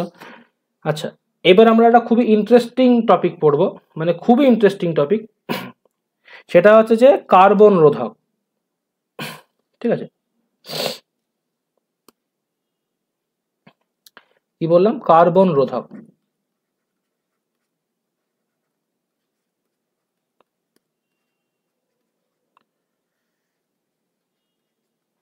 কার্বন রোধক, তো দেখো কার্বন রোধকে কি হয়, যে কিছু কিছু বেসিক রেজিস্ট্যান্স থাকে, যে রেজিস্ট্যান্স গুলোকে আমাদেরকে দিয়ে দেওয়া হয় প্র্যাকটিক্যাল ল্যাবে। সেই রেজিস্ট্যান্স গুলোর গায়ে কতগুলো দাগ দেওয়া থাকে, কালার কালার থাকে, সেই কালারগুলোকে দেখে আমাকে বুঝে নিতে হয় যে ওই রেজিস্ট্যান্সটার ভ্যালু এক্স্যাক্টলি কত। মানে রেজিস্ট্যান্সের গায়ে কালার কোডিং থাকে, সেই কালার কোডিংগুলোকে দেখে আমাকে নিজে থেকে ক্যালকুলেট করে জেনে নিতে হয় যে এটা 100 ওহম রেজিস্ট্যান্স, বা এটা সাপোজ 1 কিলো রেজিস্ট্যান্স, বা এটা 220 কিলো রেজিস্ট্যান্স, ঠিক আছে, বা 200 ওহম রেজিস্ট্যান্স, বা 210 কিলো রেজিস্ট্যান্স। ঠিক আছে, সেটা কালার কোডিং দেখে বুঝে যাওয়া হয়। তো কিভাবে যারা মানে যে ল্যাবে কাজ করে বা ল্যাব ইনস্ট্রাক্টর থাকে, তারা কিভাবে ওটা দেখেই হাত দিয়ে তুলে বলে দেয়। এখন থেকে তোমরাও বলতে পারবা, দেখবা এই রেজিস্ট্যান্সগুলো এই টাইপের দেখতে হয়। আমি রেজিস্ট্যান্সগুলো একটু পরে দেখাবো, রেজিস্ট্যান্স এরকম ধরনের দেখতে হয়, সব দেখাবো। এরকম থাকে, এরকম দুটো প্রান্ত বের করে থাকে, এখানে কতগুলো দাগ থাকে এরকম, আর এই সাইডে কিছু দাগ থাকে। ঠিক আছে, তো এই দাগগুলো বিভিন্ন রকম কালার থাকে, এই কালারগুলো দেখেই বলে দেওয়া যায় যে কিরকম টাইপের হয়। এখানে দু রকম টাইপের দাগ হয়। ঠিক আছে, দু রকম তিন রকম অনেক রকম দাগ হয়। জেনারেলি তোমরা দু রকম দাগ ল্যাবে দেখতে পাবা, দাগ ল্যাবে দেখতে পাবা। একটা হচ্ছে গোল্ডেন কালারের দাগ দেখতে পাবা, আর একটা সিলভার দেখতে পাবা। ঠিক আছে, এইগুলো গোল্ডেন আর সিলভার থাকে, আর এখানে লাল থাকে, ইয়েলো থাকে, ব্লু থাকে, বিভিন্ন রকম কালার থাকে, অরেঞ্জ থাকে। তো বিভিন্ন রকম কালারে বিভিন্ন রকম কালার কম্বিনেশন দ্বারা বিভিন্ন রকম রেজিস্ট্যান্সের ভ্যালু হয়। তো ওই কোনটা রেজিস্ট্যান্সের ভ্যালু কত, শুধু ওই কালারগুলো দেখেই বলে দেওয়া যায়। তো সেটা বলে দেওয়ার আগে কিছু জিনিসপত্র তোমাদেরকে দেখতে হবে, মনে রাখতে হবে। সেটা কি, দেখো মনে রাখবা, আমি যে কোডটাকে লিখছি সেই কোডটাকে খুব ভালোভাবে লিখে রাখো, যে বি বি রয়। ঠিক আছে, বি বি আর ও ওয়াই, বিবি রয়। ঠিক আছে, তারপর হচ্ছে, এক মিনিট, গ্রেট, জি আর ই টি, গ্রেট বয়।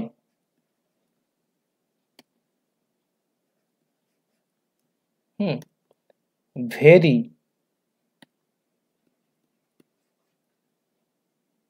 গুড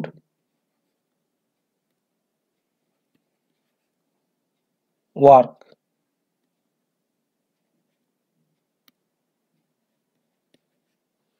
দেখো এখানে এই যে যে সবুজ কালি দিয়ে লেখা যে চিহ্নগুলো আছে বা শব্দগুলো আছে, প্রত্যেকটা লেটার দিয়ে একটা করে কালার মনে রাখবা, ঠিক আছে? এই কালারগুলোও আমি লিখে দিচ্ছি দেখো নিচে। হ্যাঁ, কি কি?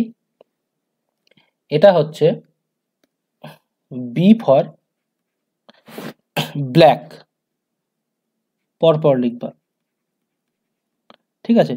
এই যে বি, এই বি ফর হচ্ছে ব্রাউন, ঠিক আছে? এই যে আর, এই আর ফর হচ্ছে রেড। এই যে ও, এই ও ফর হচ্ছে অরেঞ্জ। এই যে ওয়াই, এই ওয়াই ফর হচ্ছে ইয়েলো। এই যে জি, এই জি ফর হচ্ছে গ্রিন। এই যে বি, এই বি ফর হচ্ছে ব্লু, ঠিক আছে? এই যে ভি, এই ভি ফর হচ্ছে ভায়োলেট। এই জি, এই জি ফর হচ্ছে গ্রে। আর এই যে ডব্লু, এই ডব্লু ফর হচ্ছে হোয়াইট, ঠিক আছে? এবার এগুলোকে যদি কালার কম্বিনেশন হিসেবে কোড হিসেবে সাজায়, তাহলে ব্ল্যাক হচ্ছে 0, ব্রাউন হচ্ছে 1, রেড হচ্ছে 2, অরেঞ্জ হচ্ছে 3, ইয়েলো হচ্ছে, এক মিনিট দাঁড়াও একটুখানি,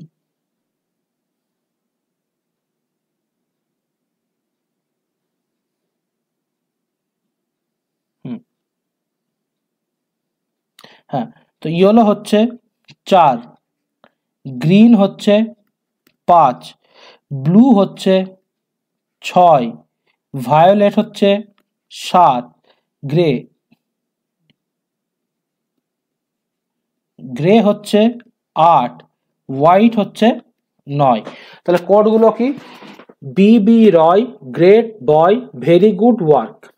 B for black, B for brown, B R for red, O for orange, Y for yellow, তারপরে হচ্ছে G for green, B for blue, V for violet, G for grey, আর W for white. প্রত্যেকটা 0 থেকে শুরু করে 9 পর্যন্ত, 0 1 2 3 4 5 6 8 9। যদি আমাকে জিজ্ঞেস করে যে 8 এর কোড কি, তাহলে ফট করে যেন মাথায় আসে 8 এর হচ্ছে গ্রে। যদি আমাকে ফট করে বলে যে তুমি বলো গ্রিনের কোড কত, আমাকে বলতে হবে 5। বি বা ব্লু এর কোড কত, বলতে হবে আমাকে 6। তাই যেরকম হচ্ছে কোড। তাহলে কি বললাম যে এইখানে বিভিন্ন রকম কালার থাকে, বিভিন্ন রকম কালার। ধরো একটা জায়গায় রেড আছে, হ্যাঁ, একটা জায়গায় হোয়াইট আছে, ঠিক আছে, একটা জায়গায় ধরো ব্লু আছে, আর এখানে ধরো গোল্ডেন বা সিলভারের মধ্যে কিছু আছে। তাহলে আমাকে এই যে কোডটাকে দেখতে হবে, কোডটাকে দেখেই আমি বলতে হবে যে এক্স্যাক্টলি কত পরিমাণের রেজিস্ট্যান্স ওটা হতে পারে, ঠিক আছে? তাহলে আমরা সেইগুলোকে এবার দেখবো কিভাবে ক্যালকুলেট করা যায়। দেখো এই যে কালার কম্বিনেশনগুলো থাকে, এবার যদি আমি ভালো করে এটাকে বড় করে রাখি, তোমাদের জেনারেলি বইয়ে দেখবা যে 3টে যে ডিজিট বা 3টে কালার কোডের যে কম্বিনেশন, সেই 3টের জন্য আছে। তো প্রথমে আমরা 3টের জন্যই শিখবো আজকে। তো ধরলাম যেখানে 3টে কালার আছে, ঠিক আছে, একটা হচ্ছে এই কালার, সাপোজ এখানে আর একটা কালার দিয়ে দেখাচ্ছি, আর একটা কালার এখানে ধরো এটা দিয়ে দেখাচ্ছি। এরকম 3টে কালার আছে। আর এই সাইডে থাকবে হচ্ছে তোমার যে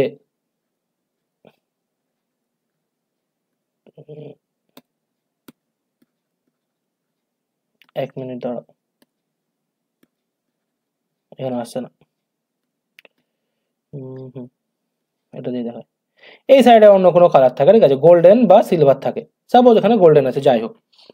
তো ধরলাম যে 3টে কালার কি কি আছে, এখানে ধরো দেওয়া আছে একটা কালার হচ্ছে রেড, এই কালারটাকে ধরলাম এক্স, সাপোজ প্রথমে বলে দিই আগে, এটা হচ্ছে ওয়াই, এটা হচ্ছে জেড, এটার নাম এক্স ওয়াই জেড কোড। এই যে এগুলো হচ্ছে কোড প্রত্যেকটা, ঠিক আছে, এই যে 1 2 3 4 এগুলো কোড, এখানে এক্স ওয়াই জেড। এবার যে এই রেজিস্ট্যান্সটা যখন 3 রকম কালার থাকে, 3 রকম কালারে 3টে কোড, প্রথমটার হচ্ছে এক্স বাদিক থেকে প্রথমটা, তারপরটা হচ্ছে ওয়াই, তারপরটা হচ্ছে জেড, আর এদিকে কালার তো থাকবে। এটা তোমার রাইট সাইডে ধরবা, তুমি রাইট সাইডে এখানে গোল্ডেন থাকতে পারে আর সিলভার থাকতে পারে তোমাদের, ঠিক আছে, এই দুই রকম কালার থাকতে পারে। তাহলে 3টে যে কালার, এই 3টে কালার দেখে রেজিস্ট্যান্সের ভ্যালুটা কিভাবে নির্ণয় করা যায়? দেখো রেজিস্ট্যান্সের ভ্যালু হবে আর রেজিস্ট্যান্স সমান সমান x Y into 10⁻Z ohm. এই ফর্মুলাটাকে ভালো করে মনে রাখবা। তাহলে কি বললাম যে তিনটে কালার আছে, এক্স ওয়াই জেড, তার কোড এক্স হচ্ছে প্রথমটা বাদিক থেকে, তারপরটা হচ্ছে ওয়াই, তারপরটা হচ্ছে জেড, ডান দিকে গোল্ডেনটাকে বা সিলভারটাকে রেখে। এবার তাহলে পরে তার রেজিস্ট্যান্স হবে আর সমান সমান এক্স ওয়াই 10⁻Z। এবার আমরা এক্সাম্পল দিয়ে দেখি, ঠিক আছে। সাপোজ এই যে তিনটে কালারের রেজিস্ট্যান্স আছে, এই তিনটে কালার আমাকে বলে দিয়েছে, এগুলো আমরা চেকও করে নেবো, ঠিক আছে, ওয়েবসাইট থেকে এক্ষুনি একটু বাদে আমরা দেখিয়ে দেবো। ধরো তিনটে কালার আছে, একটা আছে রেড, প্রথমটা রেড, তারপরে কালারটা ধরো ইয়েলো, আর তারপরে কালারটা ধরো অরেঞ্জ, ঠিক আছে, তিনটে কালার আছে।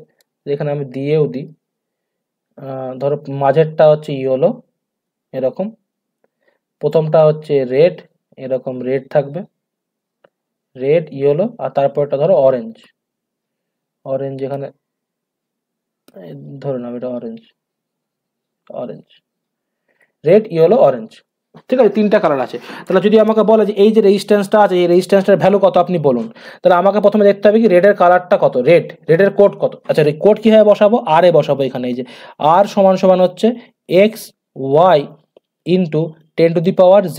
এখানে প্রথমে এক্স এর ভ্যালু কোনটা, এটা হচ্ছে এক্স, এটা হচ্ছে ওয়াই, এটা হচ্ছে জেড, ঠিক আছে। এবার এক্স মানে হচ্ছে রেড, তাহলে রেডের কম্বিনেশন কত আছে দেখো, রেডের কম্বিনেশন আছে হচ্ছে 2, এই যে 2, তারপর হচ্ছে ওয়াই হচ্ছে ইয়েলো, ইয়েলোর কম্বিনেশন কত আছে 4, তারপরে জেড হচ্ছে অরেঞ্জ, অরেঞ্জ কত আছে 3, তাহলে প্রথমটা কত 2, তারপরটা 3, তারপরটা কত 4, 2 3 না না প্রথমটা 2, তারপরটা ইয়েলো 4, তারপরটা অরেঞ্জ 3।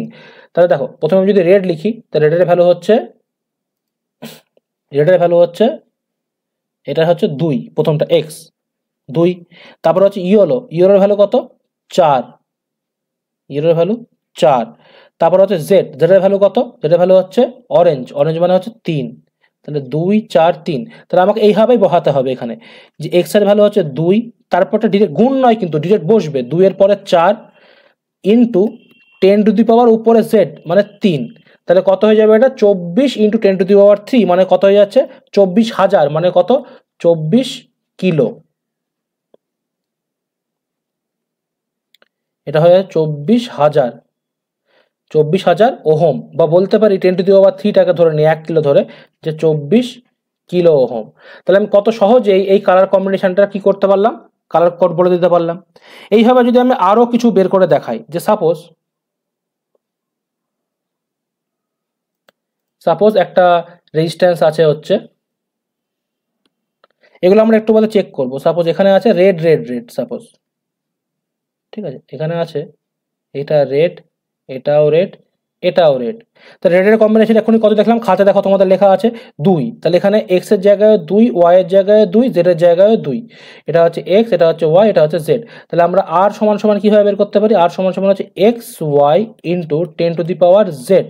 এক্স এর ভ্যালু কত বসবে 2, ওয়াই এর ভ্যালু কত বসবে 2 ইন্টু 10⁻2, মানে এটাকে কি লিখতে পারি 2.2 ইন্টু 10 কিউব লিখতে পারি, মানে কত হচ্ছে 2.2 কিলো ওহম, এত ওহম, তাহলে 2.2 কিলো ওহম, কত ইজিলি বেরিয়ে গেল। এবার সাপোজ আর একটা আমি কালার কম্বিনেশন দেখাই, সাপোজ আর একটা নেওয়া হয়েছে, এবার কত ইজিলি বের করা যায় এগুলো, ঠিক আছে। সাপোজ একটা কালার কম্বিনেশন নিয়েছি আমি, সাপোজ ব্রাউন, এটা ব্রাউন, ধরো ধরো ব্রাউন, একটা নিয়েছি এরকম, এই যে ব্রাউন, ঠিক আছে। তারপরে ধরো নিয়েছি আমি ব্ল্যাক, ব্ল্যাক তো এখানে বোঝা যাচ্ছে না, ঠিক আছে, এটা ব্রাউন, সাপোজ এটা হচ্ছে ব্ল্যাক, এটা black, brown black, are suppose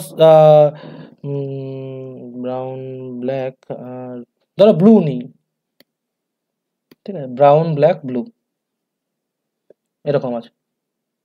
তাহলে এর ক্ষেত্রে কি দাঁড়াবে, দেখো আর মানে হচ্ছে x Y into 10⁻Z, brown, ব্রাউনের ভ্যালু কত হয় 1, তাহলে এটা এক্স, এটা ওয়াই, এটা জেড, ব্রাউনের ভ্যালু দেখো খাতায় বের করেছি এক্ষুনি 1, তারপরে হচ্ছে এটা হচ্ছে ব্রাউন BROWN, তারপরটা হচ্ছে ব্ল্যাক, তারপরটা হচ্ছে ব্লু, ঠিক আছে, এটা ব্রাউন, এটা ব্ল্যাক, এটা হচ্ছে ব্লু, এটা হচ্ছে ব্লু। তাহলে ব্রাউনের ভ্যালু 1, তারপরে হচ্ছে কি, তারপরে হচ্ছে ব্ল্যাক, ব্ল্যাকের ভ্যালু 0, তাহলে 1 0 ইন্টু 10⁻z, জেডের ভ্যালু, জেড মানে কি আছে, ব্লু আছে, ব্লু এর ভ্যালু দেখো 6, তাহলে 10⁻6, ব্লু এর ভ্যালু দেখো 6, এ দেখো এখানে ব্লু, এই যে ব্লু এর ভ্যালু 6, 10⁻6, তাহলে পরে কি বেরিয়ে গেল এটার ভ্যালু 10 ইন্টু 10⁻6, এবার 10⁻6 মানে মেগা হয় এত ওহম, মানে এটাকে কি লিখতে পারি 10 মেগা ওহম, বেরিয়ে গেল। এবার ধরো এটা তো আমরা বুঝতে পারছি যে আমার কালার কোড দেওয়া থাকলে পরে খুবই ইজিলি আমরা কি করতে পারি, এর রেজিস্ট্যান্সের ভ্যালুটা বের করে নিতে পারি। এবার যদি উল্টো কেস ঘটে যে আমার দরকার সাপোজ ধরো 100 কিলো ওহম রেজিস্ট্যান্স, আমাকে বলেছে যে যাও গিয়ে একটা 100 কিলো ওহম রেজিস্ট্যান্সের ভ্যালু নিয়ে আসো। এবার ওখানে তো ধরো অনেক রকম রেজিস্ট্যান্স থাকবে, তাহলে সেই অনেক রকম রেজিস্ট্যান্সের মধ্যে থেকে আমি কিভাবে বার করবো? সাপোজ আমি দুটো যদি এক্সাম্পল দিয়ে দেখাই, যে একটা 100 কিলো ওহম বললো আমার এক্সপেরিমেন্ট করতে হচ্ছে, 100 কিলোমিটার লাগবে, একটা ক্যালকুলেশন করে দেখলো 56 কিলো ওহম লাগবে সাপোজ, ঠিক আছে। তাহলে বললো যে এই দুটো রেজিস্ট্যান্স তুমি এক কাজ করো, 56 একটা কিলো নিচ্ছি তো একটা কিলো দিচ্ছি না, সাপোজ একটা কিলো বাদ দাও, 56 ওহম, একটা 100 কিলো ওহমের রেজিস্ট্যান্স নিয়ে আসে, একটা 56 ওহমের রেজিস্ট্যান্স ছিল, যদিও 56 ওহমের রেজিস্ট্যান্স এখন থাকে না তো, মানে সমস্ত ল্যাবে তবুও পড়লো সাপোজ, তাহলে পরে তখন কিভাবে তুমি নিয়ে আসবা, ঠিক আছে। তো 100 কিলো ওহম মানে কিভাবে করবো, মানে আমি জানি ব্যাক ক্যালকুলেশন করবো যে 100 কিলো, তাহলে 100কে কিভাবে লিখতে পারি, 100 লিখতে পারি ইন্টু 10 কিউব লিখতে পারি, তাহলে এটা কিলো হয়ে গেল এত ওহম। তাহলে পারে এটাকে আমি আর কিভাবে লিখতে পারি, এটাকে এরকম লিখতে পারি 10 লিখতে পারি ইন্টু 10⁴ ওহম লিখতে পারি, ঠিক কিনা। তাহলে এটাকে আমি কিভাবে করতে পারি দেখো, কারণ তিনটের প্রসেস আমি করছি, তাহলে এক মানে কি হয়ে যায় ব্রাউন,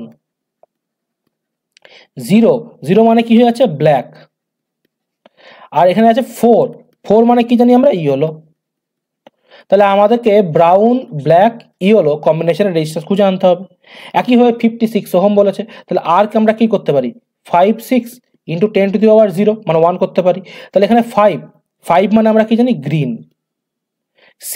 6 মানে আমরা কি জানি ব্লু, আর 0 মানে কি জানি আমরা 0 মানে হচ্ছে ব্ল্যাক। তাহলে আমাদেরকে গ্রিন ব্লু আর ব্ল্যাক এর রেজিস্ট্যান্স নিয়ে আসতে হবে। তাহলে এইভাবে আমি রেজিস্ট্যান্স জানা থাকলে পারে, সিমিলারলি মানে কালার কোডিং জানা থাকলে পারে রেজিস্ট্যান্সের মান, আর রেজিস্ট্যান্স জানা থাকলে পারে কত কালার কোডিং এর আমরা রেজিস্ট্যান্স তুলতে হবে সেটাও আমরা দেখে নিতে পারবো। এবার এই যে রেজিস্ট্যান্সগুলো এখানে থাকে, রেজিস্ট্যান্সগুলো নিয়ে যখন তোমরা মাল্টিমিটারে বসাবা, যখন মাল্টিমিটার তোমাকে দেখাবো একটু কিছুদিন বাদে, তখন দেখতে পাবা যে মাল্টিমিটারে যে বসাবো তখন দেখবে এক্স্যাক্ট থাকে না, কিছু পরিমাণ এরর থাকে। মানে ধরো 1 কিলো ওহম রেজিস্ট্যান্স তুমি তুলে আনলা ওরকম ভাবে, আর দেখলে 1 কিলো ওহম রেজিস্ট্যান্স নাই, 980 ওহম আছে, বা ধরো 1100 ওহম আছে, ঠিক আছে 100 বেশি আছে, তো কিছু পরিমাণ কি হয় এরর থাকে।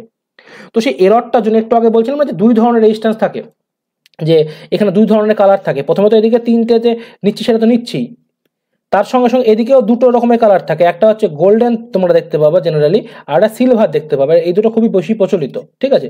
এই গোল্ডেন আর সিলভার ডিটারমাইন করে যে কত পার্সেন্ট এরর হতে পারে ওই রেজিস্ট্যান্সটাই, ঠিক আছে। তো এখান থেকে আমরা এরর চেক করব যে কত পার্সেন্ট এরর কিরকম হয়। তো যে প্রান্তের যে কালারটা আছে সেই কালারটা যদি সাপোজ যদি সিলভার থাকে, সিলভার,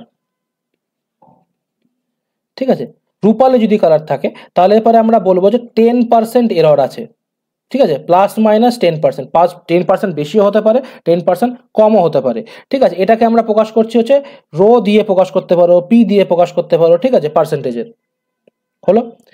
আর যদি এই কালারটা গোল্ডেন থাকে তাহলে পরে আমরা বলবো +-5% এরর থাকে। তাহলে ফাইনালি ফর্মুলাটা আমার প্রথমে কি ছিল, ফর্মুলাটা আর সমান ছিল xy ইন্টু 10⁻z। এখন এই ফর্মুলাটা দাঁড়িয়ে যাবে কি এররটাকে পুরোপুরি নিয়ে, যে আর সমান xy ইন্টু 10⁻z তো থাকবেই, তার সঙ্গে সঙ্গে +-5% হবে, কার জন্য গোল্ডের জন্য, ঠিক আছে। আর আর সমান xy ইন্টু 10⁻z তো থাকবেই, +-10% হবে, কার জন্য সিলভারের জন্য, ঠিক আছে।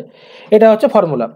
এবার যদি এক্সাম্পল দিয়ে দেখা যায় কিরকম টাইপের তোমার এরর ক্যালকুলেশন করা যায়। সাপোজ একটা যে বের করলাম, সাপোজ এখানে বের করলাম আমরা 100 কিলো ওহম রেজিস্ট্যান্স নিয়েছি আমরা, তাহলে সাপোজ 100 কিলো ওহম রেজিস্ট্যান্সটা আমি যখন বের করে নিয়ে আসবো, যে ব্রাউন ব্ল্যাক ইয়েলো যে নিয়ে আসছি আমি, এই রেজিস্ট্যান্সে 100 কিলো ওহম থাকবে না এক্স্যাক্ট, 100 কিলো ওহমের থেকে কি হবে কিছু পরিমাণ কম থাকবে, কিছু পরিমাণ বেশি থাকবে। তাহলে আমি দেখবো যে কিছু পরিমাণ কম কিছু পরিমাণ বেশি কত পরিমাণ এরর থাকতে পারে।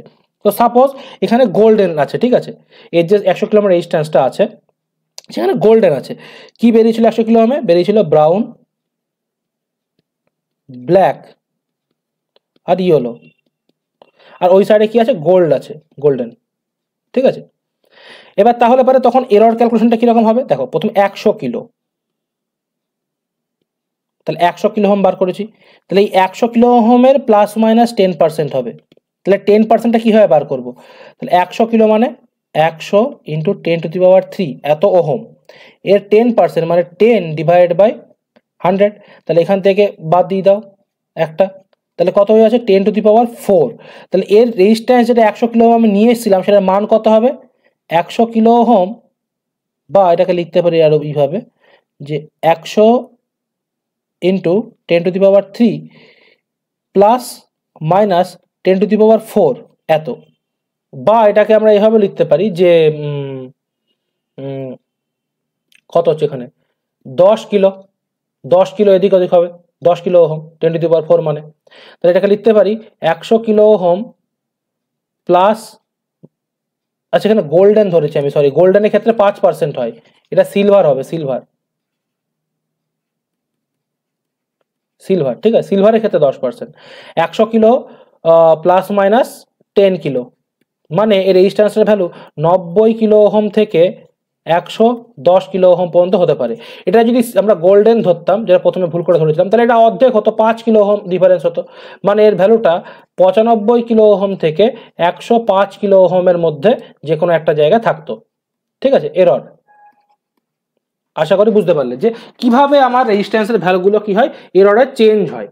তো যত থাকবে তার সঙ্গে সঙ্গে প্লাস মাইনাস 10% যদি সিলভার হয়, আর যদি প্লাস মাইনাস 5% হবে যদি আমার কি হয়, গোল্ডেন হয়। ঠিক আছে, এবার যেগুলো বের করেছিলাম সেগুলো যদি আমরা চেক করতে চাই যে রেজিস্ট্যান্সগুলো যেগুলো বার করেছি সেগুলো ঠিক কিনা, তোমাদের খাতায় তো একটু আগে দেখালাম আমি যে একটা বার করে দেখালাম 24 কিলো ওহম দেখালাম, একটা 2.2 কিলো ওহম দেখালাম, একটা 10 মেগা ওহম দেখালাম, একটা দেখবা তোমার 56 ওহম দেখালাম, একটা 100 কিলো ওহম দেখালাম। সাপোজ যেগুলো যদি আমরা চেক করে দেখি, তো দেখো কত সহজে আমরা চেক করতে পারি। ঠিক আছে, দাঁড়াও, দেখো এই যে এইরকম টাইপের রেজিস্ট্যান্স হয়, যেরকম 3টে কালার আছে, তার সঙ্গে সঙ্গে এখানে গোল্ডেন হতে পারে কালার, কিংবা এরকম সিলভার হতে পারে কালার। ঠিক আছে, সিলভার কিংবা গোল্ডেন, এই যে সিলভার দিলাম, সিলভার চলে আসলো। ঠিক আছে, বিভিন্ন রকম কালার হয়, এখানে তোমাদের আপাতত গোল্ডেন আর সিলভার দুটোই আছে। এবার যদি আমি প্রথম থেকে চেক করি, মনে করে দেখো যে যখন আমরা 24 কিলো ওহম বার করেছিলাম তখন কোডটা ছিল রেড, ইয়েলো, অরেঞ্জ। তাহলে ফার্স্ট যে ছিল সেটা ছিল রেড, তাহলে রেড দিয়ে দিলাম। তারপরটা কি ছিল? ইয়েলো, তাহলে তারপরটায় সাপোজ আমি ইয়েলো দিয়ে দিলাম। আর তারপরটা ছিল অরেঞ্জ, তারপরটা অরেঞ্জ দিয়ে দিলাম। এখানটায় ক্যালকুলেট হয়ে দেখাবে, এবং সাইডে যদি সাপোজ গোল্ডেন থাকে, সাপোজ সাইজে গোল্ড দিয়ে দিলাম, তাহলে পরে আমার এখানে প্লাস মাইনাস 10 চলে আসবে, এই 5 চলে আসবে। তাহলে দেখো এখানে রেড, ইয়েলো, অরেঞ্জ, এটা দেখবো কত বেরোয়, যে আমরা ক্যালকুলেট করছি ঠিক করেছি কিনা। দেখো এই যে রেড, ইয়েলো, অরেঞ্জ, আর তার সঙ্গে সঙ্গে গোল্ডেন কি আছে? 24 কিলো ওহম প্লাস মাইনাস 5%। একইভাবে আমরা বের করেছিলাম রেড, রেড, রেড, তাহলে রেড, রেড আর রেড দিয়ে দিলাম। আর সাপোজ এখানে গোল্ডেনের জায়গায় সিলভার দিলাম, তাহলে ক্যালকুলেট করলে পরে কত চলে আসবে? Plus minus 10%। দেখো red, red, red 2.2 kilo ohm, একই বেরিয়েছিল। এবার 10 মেগা ওহম, 10 মেগা ওহম মনে করে দেখো কি ছিল? ব্রাউন ছিল, ব্ল্যাক ছিল আর ব্লু ছিল। তাহলে প্রথমটা ব্রাউন দিলাম, তারপরটা ব্ল্যাক দিলাম, তারপরটা ব্লু দিলাম, আর এখানে সাপোজ গোল্ডেন দিলাম। ঠিক আছে, তাহলে পরে কি চলে আসবে? দেখো 10 মেগা ওহম চলে আসলো, প্লাস মাইনাস 5% গোল্ডেন আছে। এবার 100 কিলো বের করেছিলাম, 100 কিলোতে কি বেরিয়েছিল? ব্রাউন ছিল, ব্ল্যাক ছিল আর ইয়েলো ছিল। তাহলে প্রথমটায় ব্রাউন, তারপরটায় ব্ল্যাক, তারপরটায় আমি ইয়েলো দিলাম। এই যে প্রথমটায় ব্রাউন, তারপরটায় ব্ল্যাক, তারপরটা ইয়েলো, আর এটা গোল্ডেন থাক। তাহলে দেখো 100 কিলো চলে আসলো। 56 কিলো কি ছিল? গ্রিন ছিল, প্রথমটাই গ্রিন, তাহলে প্রথমটাই গ্রিন, তারপরটাই হচ্ছে ব্লু, আর তারপরটাই ছিল হচ্ছে ব্ল্যাক। তাহলে এটা চলে আসবে 56 ohm, 56 ohm, green, blue, black. তাহলে এইভাবে আমরা খুবই ইজিলি কি করতে পারি? ভ্যালুগুলোকে ক্যালকুলেট করতে পারি, এবং মাল্টিপ্লায়ার দিয়ে যে এক্স ওয়াই তার টু দি পাওয়ার কি অত জেড।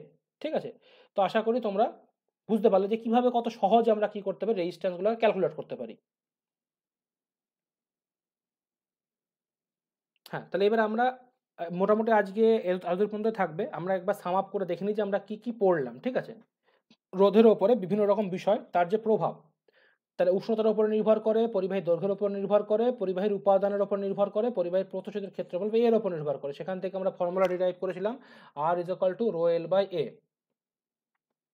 কোথায়? এই যে R is equal to rho L by A. সেখান থেকে রোধাঙ্ক পেয়েছিলাম বা রেজিস্টিভিটির আমরা সংজ্ঞা দেখেছিলাম যে A1L1 হলে পারে এই যে দুটোর মাঝখানে যে পরিমাণ রোধ থাকে সেটাই হচ্ছে পরিবাহী রোধাঙ্ক। R equal to rho. একক দৈর্ঘ্য একক প্রস্থচ্ছেদ বিশিষ্ট কোনো পরিবাহী দুই বিপরীত পৃষ্ঠের মাঝের রোধটাকে কি বলা হয়, ওই পরিবাহী রোধাঙ্ক বলে। সেখান থেকে রোধাঙ্কের একক বের করেছিলাম, রোধাঙ্কের একক বেরিয়েছিল ওহম মিটার, ঠিক আছে। তারপর রোধাঙ্কের যে অনন্যক সেটাকে বের করেছিলাম পরিবাহিতাঙ্ক। এই যে রোধাঙ্ক ওহম তার অনন্যককে আমরা MHO দিয়ে বা মো দিয়ে প্রকাশ করেছিলাম, এই যে মো। তারপর অতি পরিবাহী দেখেছিলাম যারা টেম্পারেচার পর্যন্ত কোনো বিশেষ পরিবাহীর ক্ষেত্রে কি থাকে না, রোধ থাকে না, সেই সমস্ত পরিবাহীকে বলা হয় অতি পরিবাহী। যে টেম্পারেচার থেকে রোধ থাকে না সেই টেম্পারেচার পর্যন্ত, সেই টেম্পারেচারটাকে বলা ক্রিটিক্যাল টেম্পারেচার বা সংকট উষ্ণতা। তারপরে আমরা R equal to rho L by A, এখান থেকে বিভিন্ন রকম অঙ্ক দেখেছিলাম, বিভিন্ন রকম এই অঙ্কগুলো আমরা সলভ করেছিলাম পরপর, ঠিক আছে। এটা ঠিক আছে, এই অঙ্কগুলো করেছিলাম। তারপরে রোধের উষ্ণতা গুণাঙ্ক বার করেছিলাম যে উষ্ণতা গুণাঙ্ক কি। আমরা ঠিক দৈর্ঘ্য প্রসারণ গুণাঙ্ক, ক্ষেত্র প্রসারণ গুণাঙ্ক বা আয়তন প্রসারণ গুণাঙ্কের মতনই গ্যাসের ক্ষেত্রে যেরকম হয় যে আমরা 0 ডিগ্রি উষ্ণতাকে 0 ডিগ্রি সেলসিয়াসের যে কি বলে আয়তন থাকে সেটাকেই আমরা আয়তন ধরে নিই, সেরকমভাবে ফর্মুলা হিসাবে আমরা প্রাথমিক রোধটাকেও কি ধরেছিলাম 0 ডিগ্রি সেলসিয়াস উষ্ণতার যে রোধ সেটাকে আমরা প্রাথমিক রোধ হিসেবে অলওয়েজ কনসিডার করব। সেই হিসেবে আমরা রোধের উষ্ণতা গুণাঙ্কর ফর্মুলা বের করেছিলাম যে রোধের উষ্ণতা গুণাঙ্ক আলফা সমান সমান RT মাইনাস R0, 0 ডিগ্রি উষ্ণতার রোধ divide by R0 into T2 minus T1, যেখানে T1টা কিন্তু 0 ডিগ্রি সেলসিয়াস। দিয়ে এখান থেকে আমরা এটা নতুন রূপ বের করেছিলাম RT is equal to R0 into 1 plus alpha T. তো সেখান থেকে আমরা অঙ্ক দেখেছিলাম যে কিভাবে এখান থেকে বের করা যায়, কীরকম দেওয়া থাকলে। তার সংজ্ঞা দেখেছিলাম আমরা যে কিভাবে বেরোয় রোধের উষ্ণতা গুণাঙ্কের সংজ্ঞা। একক দেখেছিলাম যে এর একক হচ্ছে পার ডিগ্রি সেলসিয়াস, উষ্ণতার এককের উপর নির্ভর করে, রোধের এককের উপর নির্ভর করে না। আচ্ছা, এখান থেকে অঙ্ক দেখেছিলাম। এরপরে আমরা দেখলাম যে কার্বন রোধক দিয়ে কিভাবে আমরা কত সহজেই কালার কোডিং দেখে রোধের মানটাকে নির্ণয় করতে পারি, এবং যদি আমার রোধ জানা থাকে তাহলে পরে কালার কোডিং বের করতে পারি, কালার কোডিং জানা থাকলে রোধ বের করতে পারি, ঠিক আছে। আজকে মোটামুটি এত দূরে থাকো, বাকিটা আমরা পরের দিনের ক্লাসে করব।